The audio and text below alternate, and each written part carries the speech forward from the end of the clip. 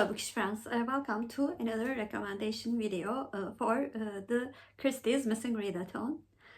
Christie's Missing Readathon is a readathon that I co-host with Naomi and Rachael, and this readathon will take place between the dates of December 3rd and December 14th, the 11 days that Agatha Christie went missing in 1926. What happened to her is still a mystery because she claimed that she did not remember anything about those days. In this video, I will recommend some books for the 5 prompts that we decided in order to make this readathon more fun. However, if you read just one Agatha Christie work, you will automatically participate in this readathon.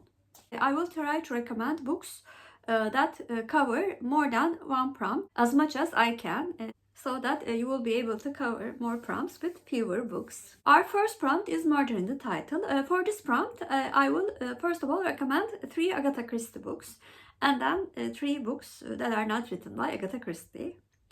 The first Agatha Christie book is, of course, our group book, Murder at the Vicarage, which is the first book in Miss Marple's series. The second book that I will recommend belongs to Hercule Poirot series, Murder on the Orient Express. If you read this book, you will also cover the prompt of a mystery not set in England. And the third book that I will recommend also belongs to Miss Marple's series, A Murder is Announced. This book is one of the most beloved books in Miss Marple's series. For the books that are not written by Agatha Christie, the first one is Magpie Murders by Susan Ryland. This book can also be considered to be inspired by Agatha Christie because the fictional detective in this story closely resembles Hercule Poirot. The second book that I will recommend is the first book in the House Murders series, which is the Decagon House Murder. This book can also cover 2 more prompts. The first one is inspired by Agatha Christie. This book has a plot that is clearly inspired by Agatha Christie's masterpiece, And Then There Were None. And because it takes place in Japan, it also covers the prompt of a mystery not set in England. The third work that I will recommend for Murder in the Title is the play Dial M for Murder by Frederick Knott. By reading this play, you would also be covering our second prompt, which is to read a play or a short story. For the prompt of reading a short story or play, I have quite a number of recommendations. First of all, I will start with short stories and recommend 3 Agatha Christie short story collections. The first one is Murder in the Mews. This collection would also cover the prompt of Murder in the Title, of course. The second one is The Witness for the Prosecution and Other Stories. Third Agatha Christie collection is Listerdale Mystery. For short stories that are not written by Agatha Christie, I also have 3 recommendations. The first short story collection that I will recommend is An Elderly Lady is Up to No Good by Helen Thurston. This short story collection takes place in Sweden. It would also cover the prompt, a mystery set not in England. The second short story collection that I will recommend is Don't Look Now by Daphne du Maurier. If you read the titular story of this book, Don't Look Now, you will also cover the prompt of a mystery not set in England again, because this short story takes place in Italy. The last short story that I will recommend is more on the thriller side, which is The Grown Up by Gillian Flynn. This short story is very, very exciting, and you can certainly read it in just one sitting. As for the play part of the prompt, Strap is the most famous one. And she also adapted some of her books to plays, and I will recommend And Then There Were None and The Hollow among them. For the plays not written by Agatha Christie, first is An Inspector Calls by J.B. Pearsley. I had first seen the Turkish version of this play and really liked it. It's a very good mystery. Second one is The 39 Steps by Patrick Barlow. This play is a comedic adaptation of a mystery novel, 39 Steps by John Buchan. If you want to have fun times, I would certainly recommend this play because it's hilarious. The last play that I will recommend is Rope by Patrick Hamilton. This play was adapted into an Alfred Hitchcock movie, and it's a very, very touching and interesting mystery. The third prompt is a mystery not set in England.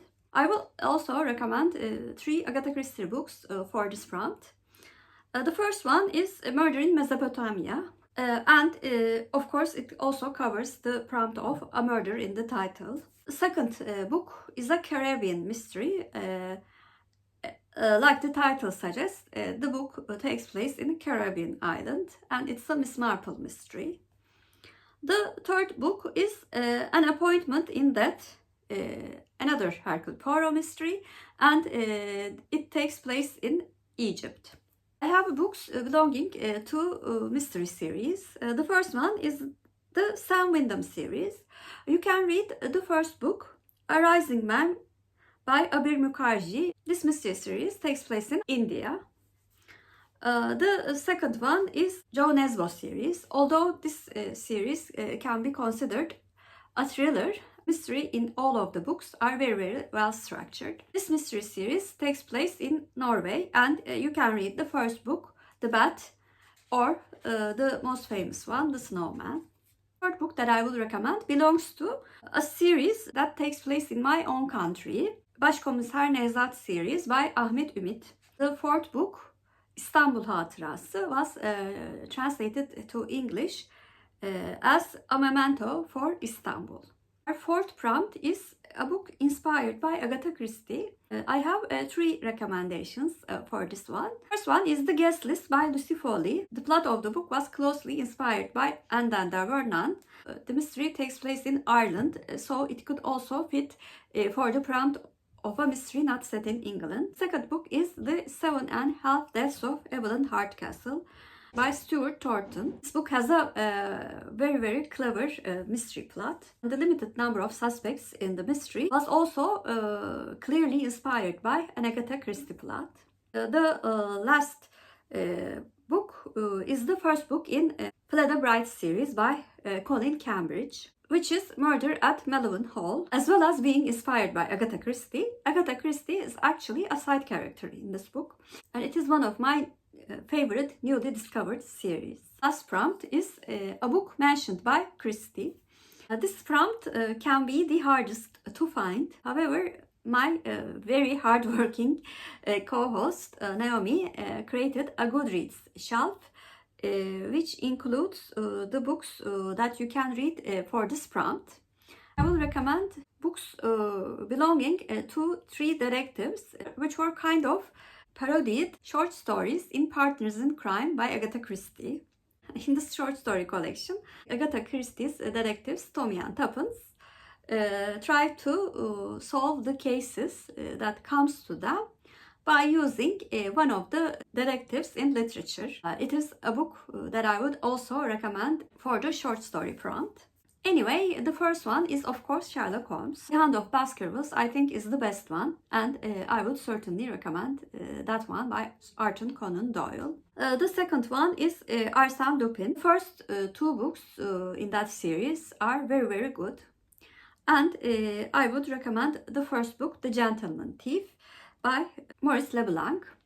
You can read an Arsène Lupin short story for the prompt of a mystery not set in England too, because like you know, it takes place in France. The third detective is The Thinking Machine by Jacques Futrelle. I will recommend the short story collection with the title The Thinking Machine. One interesting thing about Jacques Futrelle was that he was killed in Titanic accident. So those were my recommendations for the Christie's Missing Readathon, which will happen between the dates December 3rd and 14th. Although I recommended mystery books and mystery stories in this video, you can read from any genre as long as you think it fits one of our prompts. For example, for works that are mentioned by Christie, you can read a bunch of Shakespeare plays because Agatha Christie really liked quoting Shakespeare in her works. So the possibilities are actually quite wide. Please comment down below Are you thinking of joining the Christie's Missing Readathon? If you're a new viewer, first of all, welcome. Please like and subscribe. Hope to see you very soon. Bye.